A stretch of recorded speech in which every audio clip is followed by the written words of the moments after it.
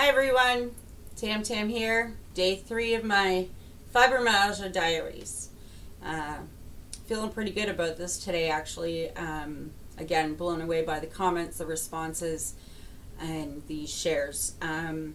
Still have a long way to go with this though. If you are in law, if you are in law school, if you are in government, if you're a doctor, if you're a nurse, if you're a professional, if you're any of these things that, even if you're on media, if you're with news, CTV, CKCO, I apologize. I actually don't watch news, as nothing good is ever on that channel or that show. So anything I do know news-wise is most likely just on my feed that somebody has shared on Facebook and whatnot, and I've happened to catch it. Anyways, so like I said, if you're a professional of any sort and you can help, please contact me or contact somebody that you know, or the group or the page or whatnot. Like I said, this is not just an issue for myself. This is not just an issue for Ontario. This is not an issue just for Canada. This is worldwide, okay? Invisible diseases. Fibromyalgia is like, if you think of it like a vine, perhaps even the Batman character, Poison Ivy, okay? That vine spreads, and that's what fibromyalgia does. It was described to me once as being similar to the arthritis of muscles and things like that. I apologize about that. Little distractions. It's bad enough I can't remember what I'm saying. But anyways, so like I said, fibromyalgia, it spreads through the body like a vine. So again, my first and foremost disability are my hands, my wrists. I had the de Quervain tendonitis release surgery bilaterally 4 weeks apart. They did not work.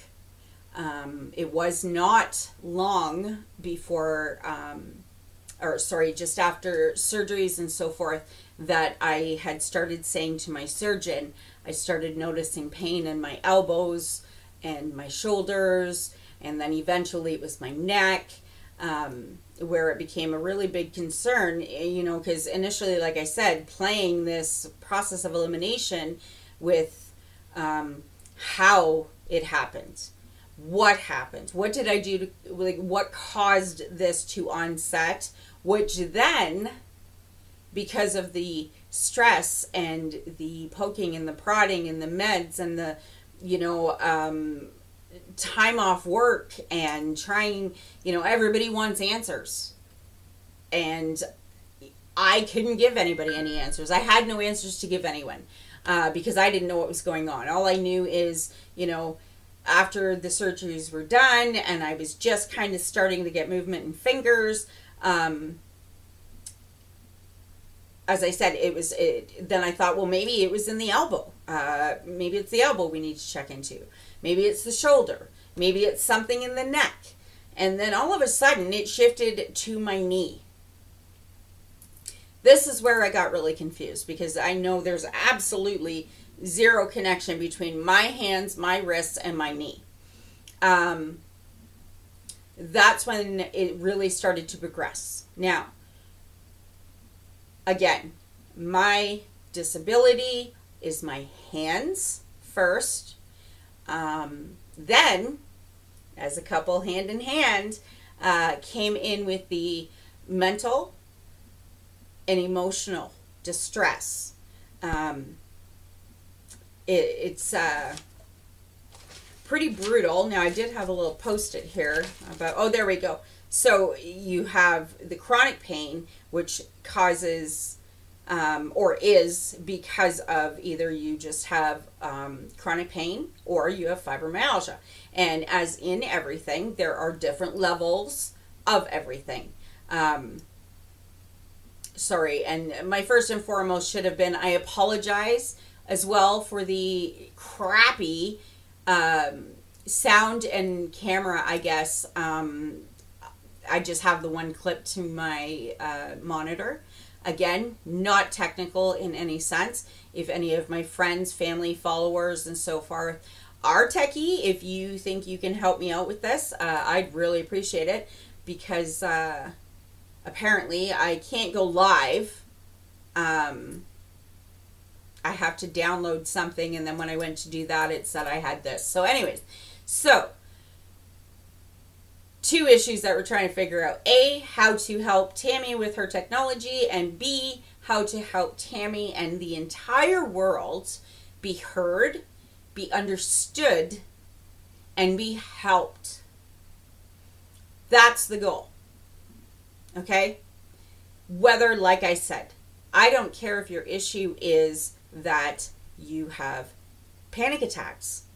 You can't be in public. You can't be in a work setting because you endure panic attacks. Now, I've had panic attacks, and I can tell you right now, they are so frightening. They were actually more frightening to me to have a panic attack than when I had my actual heart attack. So, I get it. I've had it. I've been in that place, and I can associate myself with that. I can give you my feedback, my opinion, and my feelings. Again, that's what this is. My feelings, my opinion. But I needed to get out. So let's recap real quick. 1, declarative vein tendonitis on my wrists. 2 is my mental and emotional condition. There was a prime example of me trying to remember what a word was. So my mental and my emotional are secondary to my declarative vein tendonitis in my hands, and my chronic pain and severe fibromyalgia come third after my mental and emotional health and after my declarative vein tendonitis. Now, the reason I'm enunciating these things super clearly is the fact, again, of me fighting for my CPP disabilities and the denials and the reasons they've been giving me. So, I want to tell you again, I'm not sure if it came through clearly or not yesterday, but again, this is not something I chose, because nobody in their right mind would choose this or to live this way. Again, it targets, it hunts, and it seeks out the people that go over and above, be it for their friends, their family, their co-workers, even strangers. Okay? I just at Christmas time had a personal eye-opener, literally the day before Christmas Eve. Went out to do a little bit of shopping, get rid of the four-wall syndrome. I hadn't been out on my own at all. Again, because I don't feel well, or the anxiety and the panic I have just preparing myself to leave the house for anything. And I do mean anything, socially, work-wise, anything of the sort. There are times when my husband and my daughter, which live with me, they might not even see me for a day or two because I'm in my room. I don't drink. I don't drink socially anymore because my medication is more important to me. If I do not take my medication, it causes me a lot of pain, and I do pay for it for a few days. I've been known to even sleep for 3 days solid, only getting up to pee if somebody woke me to check on me, kind of thing. My body goes through this rebooting where I will go a certain amount of time without sleep, and then I will finally just be at the point where my body just gives into everything, and which again is not a choice either.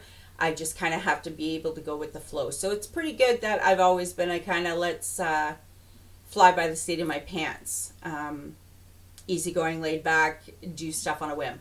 So That's been taken from me. My ability to work has been taken from me. As I stated initially, my wrists do not work. I cannot write. For instance, if I need to sign my name even more than twice, by the third signature, it is not legible. So I can't write for any amount of time.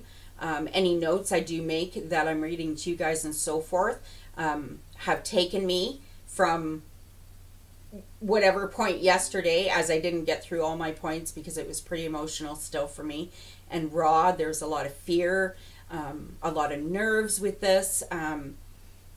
But again, like I said, I can't sit in silence anymore. I'm the only one that's going to fight for myself and fight for what I need and fight for my family. And like I said, the only thing that made me really get pissed off and decide to do this is the fact that in my mind, I'm doing it for my family and for everybody else that doesn't have a voice or can't get past that fear. And I just want to give you one tip though too. A year ago, August, I lost my grandmother, and there we go, right? Lost my grandmother, and 12 hours later, our Shih Tzu passed away in my arms. And I don't mean I took her to the vet and they put her down and I held her. She had just turned 13. I'm not exactly sure of the exact date, but we knew it was August. And she wanted to make sure that she was 7 years older than my grandmother. Sorry, it's the Newfie humor in me, the sarcasm, and then again, the defense mechanism. So after losing her, I used to call her my partner, because I absolutely love true crime. I love anything to do with cases like that and so forth. So that's where her and I spent a lot of our time, was in my bed, which was then referred to as, if you were looking for me, I was in the office working the case, which meant I was in my bed on my heating pad with my puppy, watching 48 Hours, true crime, whatever, Making a Murderer. I am still bewildered by that. And if anybody watching this hasn't seen that on Netflix, please, by all means, please check into this, Making a Murderer, because, again, my hell in comparison to that family's personal and family hell that they've been through is unreal. I can't even believe the judicial system. They have all these different tiers that layer up, there's the police, and then there's the judges, and then there's the whatever the general layer of court, and then the federal layer of court, and then the supreme layer of court, and then we have presidents, and we have MPs, and we have prime ministers, but nobody's the boss. So we have all these chiefs in this teepee, and nobody is actually working to fix these issues. They say they're fixing these issues, like our health ministers, and I don't even know who the health minister is. And then Kathleen Wynne, I'm not even sure what her job is. And I do apologize to the male species on planet Earth. Again, just fact, in my opinion. I did always state, if we got a woman in charge of anything, things would change, they would be organized, and they would happen, and shit would happen. So I apologize for making that statement ever, as that was proven wrong to me with Kathleen Wynne. I really am not sure what her agenda is supposed to be, or, Justin Trudeau's. All I know is we have military veterans, either active or returned from, standing in the front line of death, staring death in the face for us, for our freedom, for Justin Trudeau's freedom, for Kathleen Wynne's freedom, for Donald Trump's freedom, is fought by these men and women who love their country and want to protect us and fight for us, you know? And these people leave their parents and their brothers and their sisters and their houses and their homes and their wives, husbands, children, grandparents. They leave everything they are and have and abandon that to protect us in a war that's not ours. Okay?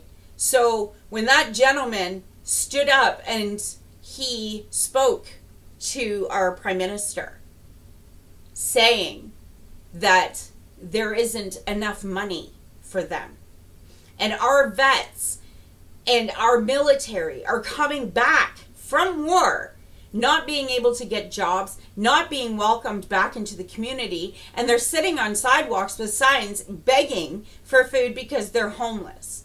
This is inhumane, and that needs to change. Okay?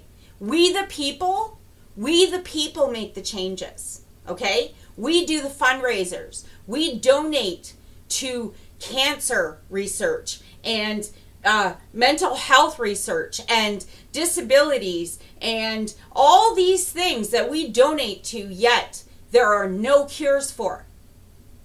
There are no easy ways to access these things that are put in place that we pay for.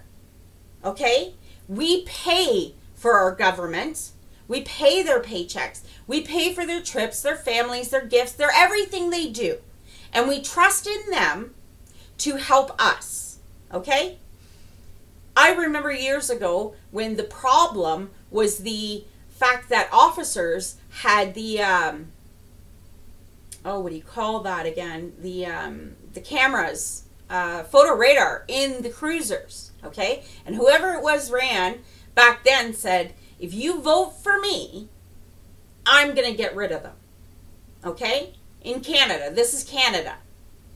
We are the closest to Switzerland that I can see, okay? We're easygoing. We're there. We've got everybody's back. We're going to help you. You know, Hurricane Katrina, firemen and police and volunteers and nurses and doctors and Mike Holmes and builders and celebrities donated their time and their bodies and their money and food to help, because we care. We care. We the people, we care and want to help everybody, you know? But it's these higher ups that we rely on, and we trust them with our money and our lives and our savings and all these things, so that when we need them, they're going to be there for us. But they're not. Because that gentleman stood there with an artificial leg and shrapnel in his body. And our Prime Minister looked that man in the face and said, "You're asking for too much."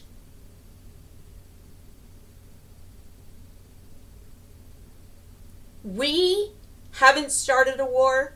We haven't caused a war. We haven't pissed off other countries. But our people, our dads and moms and husbands and wives and children choose to fight for us and protect us and go to war to help other countries and other people. And we save them and we bring them to Canada, because in Canada, we accept everyone. I don't judge anyone. I am not prejudiced to anyone. If I have a sandwich and you're starving, I will give you half, if not all of it. Okay? If I give money to the man at the intersection begging for change, that is not for me to judge what that man does with it. Okay? The only judgment on me is between me and my God. What I believe. Not what I'm forcing on you or anybody else. My belief, okay, is the fact that my God would want me to be like him. And I'm pretty sure every other higher being that others believe in want the same thing. You are to be a reflection of the better than us. That is the message. That's what we're supposed to be, okay? If you see somebody being beat up or you hear somebody being abused, you're to stand up and protect them and help them and be the voice for them, like I'm being right now.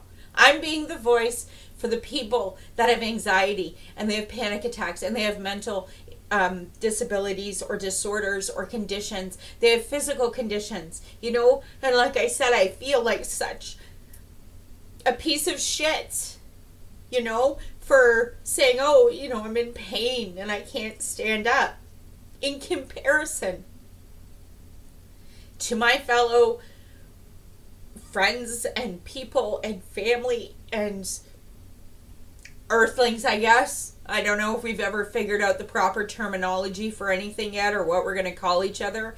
But the one thing I do need to tell everybody is whether it's men, man, human, we're people. Okay? We're humans. There's no defining that. We all have a heart that beats and we all bleed blood when we're wounded. Period. There should be no color seen. There should be no borders. Okay? We're people. And if we don't start making this world a better place, it's not going to be a better place. And nothing's going to change because the people that we vote for or the people that we support by paying taxes and so forth, that we trust to protect us and to help us, aren't doing their job. And if they're not going to do their job, then we need to do it for them. Because we're people. Period. I don't care what color you are. I don't care who or what you're doing in your bedroom. Just like you really don't give two shits what I'm doing in mine. So let's just get rid of that too. I'm even going to say a couple more. Let's go on about polygamists. Okay? The only thing that the polygamists did wrong, now in all reality, okay, I disagree with the compound part of that. However, it has been brought to the forefront through a TLC show to show you a husband with more than one wife, with more than one children with these wives, and how they live and what they believe and the wonderful things they're teaching their children about love. But they are not forcing their children. They're not expecting their children, and they don't want their children to choose to live lives as polygamists unless that is what makes them happy. And do you know what that is, everybody? That is called good parenting.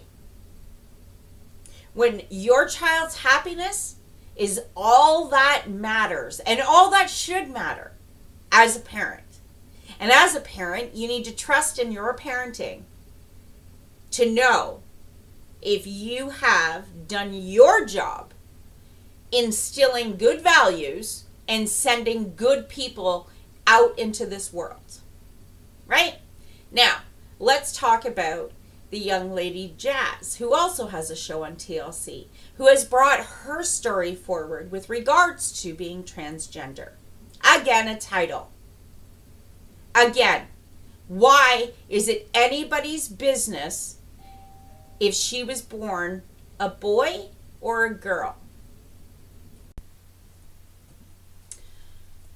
Okay, so I'm not exactly sure where I left off there. I actually had to pause my recording for a bit there. I had an impromptu visit, which made my day because there was a little wee one coming in the door. And by the way, as I stated, I collect people as my children and so forth. And I was corrected yesterday, as I had mentioned that I didn't have any grandchildren yet. Biologically, I do not have any grandchildren yet. Biologically, I have my fur grandbabies. However, one of my many children I've collected has two babies that I'm nanny to, and then I'm a nan tam to another. So, nonetheless, I collect children. So like I said, I'm trying to remember where I left off and what I was saying and so forth. Anyways, I'm just trying to get this finished because I like doing these when I'm home by myself with less interruptions. So, again, this is about getting the word out. This is about my story. This is about my thoughts, my ideas, my opinions, period. But I am done hiding behind everything else now. I need there to be a face attached to this. Now, we did have a glimmer of hope when Lady Gaga announced that she is a chronic pain sufferer as well and did a special on Netflix. However, to my knowledge, it hasn't really gained a lot of momentum as far as reaching people to make things changeable. The one thing that Lady Gaga did say in her special that I watched specifically, I do enjoy some of her music, and I do listen to it. It is on my playlist, but I don't know a lot about her. And in her video, she does make a statement where she states that she doesn't know what she would do if she was not financially able to do the things she can do for her pain, which is she has staff with her that massages her and brings her back to a place where she can have a little bit more control of what's going on with her body physically. I don't remember if she's on any medications or the sort. I honestly don't remember that part. All I remember is her saying, I don't know what I would do if I couldn't financially do this. I can't financially do anything. And like I stated, I am unable to work due to my hands. I'm unable to go back to school due to my hands, as I cannot type or write. I can do anything. However, which I've never ever said I couldn't do something. But when I do things, they cause me pain. I can't stand or sit in a position for too long. Right now and yesterday and the day before, I'm sitting on my bed. It was within 40 minutes after that I started the recording, after I had taken my medications. And it takes somewhere between 30 to 40 to sometimes an hour for meds to kick in. That is why I'm able to sit here and do this. I'm not typing anything. I jot down in short form notes, points I want out and I want to get across in order to be the voice of this for everyone. And it's not just fibromyalgia. It's not just mental health. It's not just anxiety. It's not just fibromyalgia, and it's not just dichroic vein tendonitis. Okay? We're suffering in silence. This is the silent killer. If you look it up, you cannot die, they say, from fibromyalgia. And they're correct. You cannot die from fibromyalgia like you can in a car accident or during surgery or what was the other thing I was going to say? Needless to say, fibromyalgia is a killer. It's a silent killer. It takes every aspect of your life away from you. And you need to learn to function around your fibromyalgia and your chronic pain. It does not function or work around you and what you need to do or what you need to feel or if you need to sleep because you haven't slept for 5 days. It doesn't care. And then it brings you mentally, emotionally to that dark place we talked about yesterday which is a very, very real dark place. Now, I don't want this to be another 45-minute long video, so I'm going to cut it off pretty much in and around here.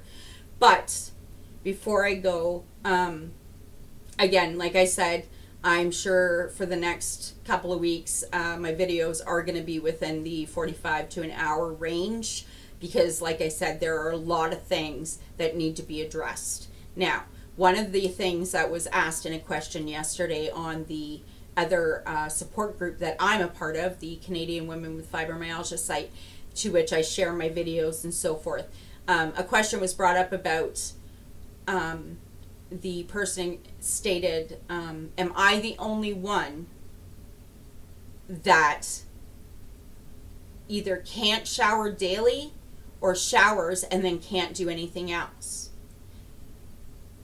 Within a couple of hours, there were over 300 comments. By this morning, I believe it was up and around into the 900s. And out of every 100 comments, one person was not in complete agreement with this being exhausted after showers. So one comment out of about 100.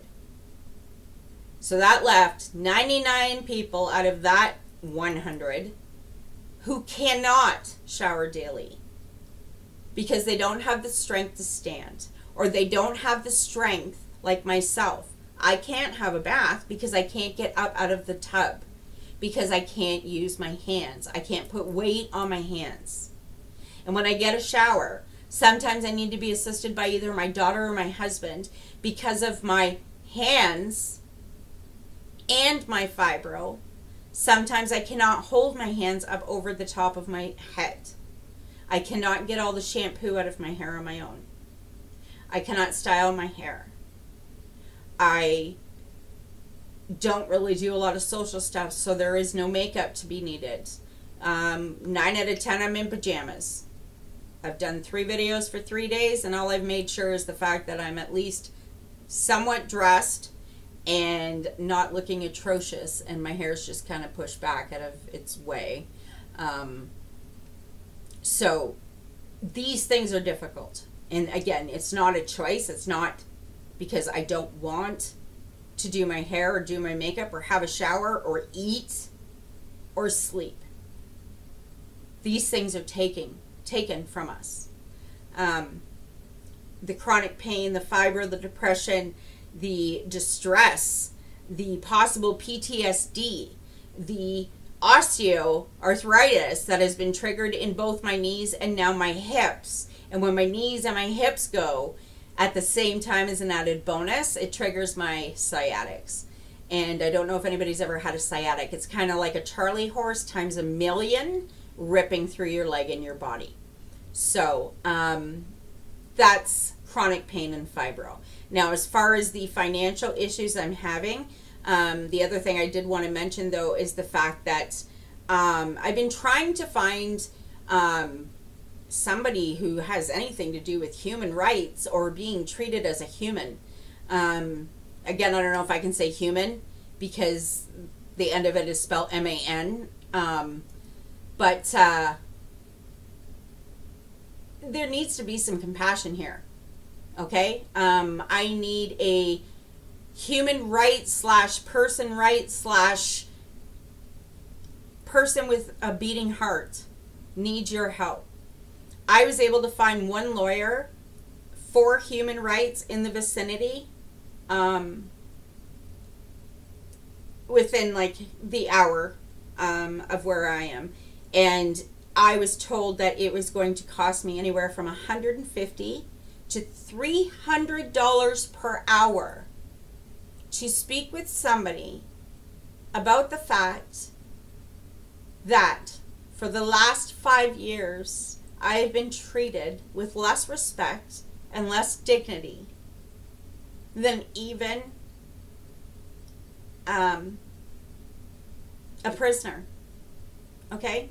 Carla Homolka wasn't treated as unfair and unjust and inhumanely as I have and all my fellow warriors who fight their battles every day. It doesn't matter what your battle is. If it's a battle, it's a battle. And it should not be diminished by anyone. If you reach out to somebody for help, for a hug, for anything, as people with pumping hearts and blood, we should be there for them. End of story. It is not our place to judge on someone else and their journey and their suffering. Just like I was saying earlier about giving the men begging for change, okay? That is not my place to judge. What he does with it once it leaves my hands is on him and his judgment day with whatever he believes.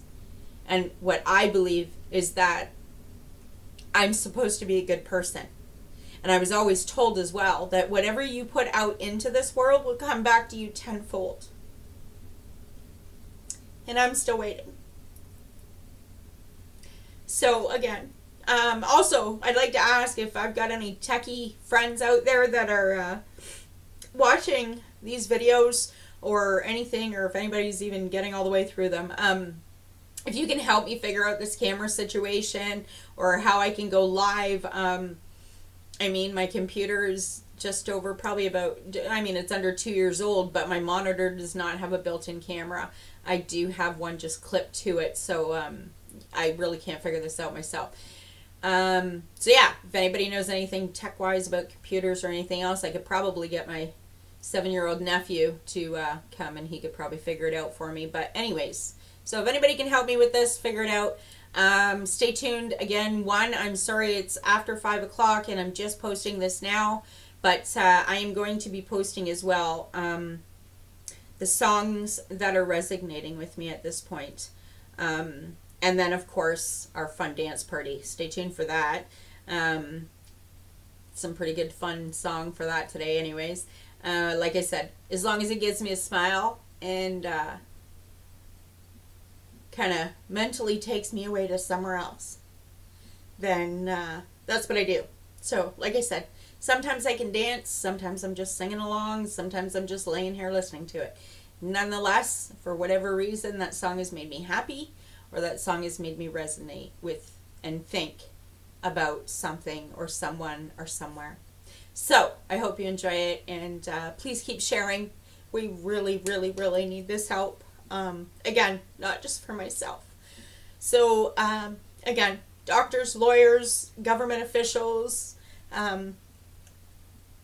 anybody that can help out with this. Not just for myself, but for my fellow warriors. I'll see you tomorrow.